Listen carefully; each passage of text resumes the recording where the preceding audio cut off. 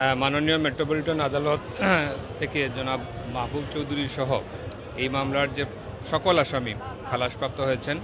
আপনারা জানেন যে এটা একটা রাজনৈতিক মামলা ছিল এবং 2015 সালে সেই মামলাটি দায়ের করা হয়েছিল শুধুমাত্র রাজনীতি করার কারণেই, এবং জনাব মাহবুব চৌধুরী প্রায় 4 মাস কারাবরণ করেছিলেন।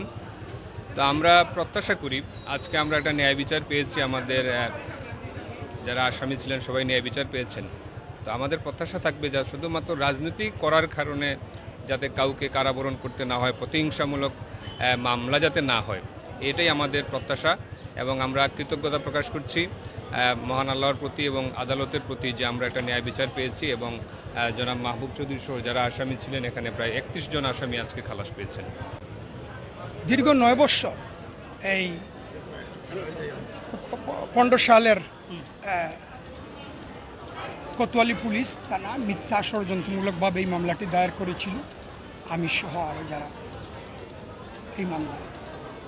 তো তখন দেশে অবরোধ আন্দোলন চলছিল বিএনপির, এবং দেশনেত্রী বেগম খালেদা জিয়া, সাবেক প্রধানমন্ত্রী খালেদা জিয়াকে তখন ট্রাক দিয়ে তার অফিস করা হয়েছিল, মহাসচিব মির্জা ফখরুল ইসলাম হয়েছিল, এই মহাসচিবকে গ্রেফতার করা হয়েছিল সহ সিনিয়র রুল কবির রিজভী অনেক, এবং আমাদের পার্টির ভারপ্রাপ্ত চেয়ারম্যান দেশনায়ক তারেক রহমান সাহেব অসংখ্য মামলা মহলে সারা দেশে আমাদের প্রায় 60 লাখ নেতা কর্মীর উপরে এই মামলা দেওয়া হয়েছে। ফ্যাসিস্ট হাসিনা সরকারের এই রাষ্ট্রযন্ত্র ব্যবহার করে, এবং এতে করেই এই ফ্যাসিজমের কারণেই আজকে অগ্রহণযোগ্য এই যে মব জাস্টিস যেটা অগ্রহণযোগ্য, কিন্তু আজকে দাবি জাবি সহ সর্বত্র যে এই মব জাস্টিস কেন, এই 15 বছরের ফ্যাসিজমের কারণে। তো আমি বলবো এইটুকু যে একটি সামাজিক সাম্য ও মানবিক এই মর্যাদার বাংলাদেশ যদি আমরা গড়তে পারি, তাহলে এই যে আমাদের এই ছাত্র জনতার যে আন্দোলন হলো, এই আত্মত্যাগের মর্যাদা পাবে, আত্মত্যাগ সঠিক মর্যাদা পাবে।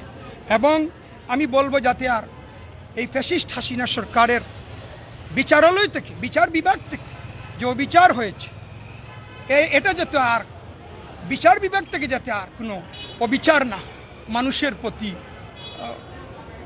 বিরোধী দলীয় রাজনৈতিক নেতাকর্মীদের প্রতি এই যাতে অবিচার না হয়, আমি এই আহ্বান জানাবো যাতে এই পরিবেশ যাতে গড়ে উঠে, এবং এটা যাতে যেভাবেই হোক। কারণ আপনারা দেখেছেন যে আমরা চাই যে আজকে মনে করেন এখানে অনেক নেতাকর্মী আছে বা সারা দেশেই, এই যে ক্ষয়ক্ষতি হলো 9 বছরে, এর দায়ভার কে নিবে?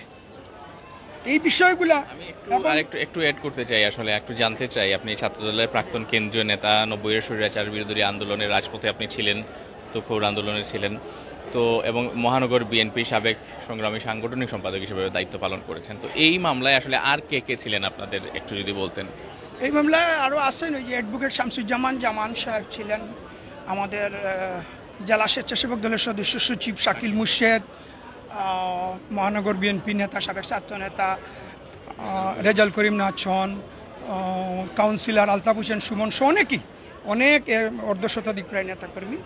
তো এইখানে আজকে তারা খালাস পেয়েছেন, এবং আমি এই মামলায় তারাও ভুক্তভোগী, এবং তাদের পরিবার সকলেই আজকে দলের যে ত্যাগ, তারা সকলে এইটা এগুলা যে না এইটাই। এবং আমি বলবো যে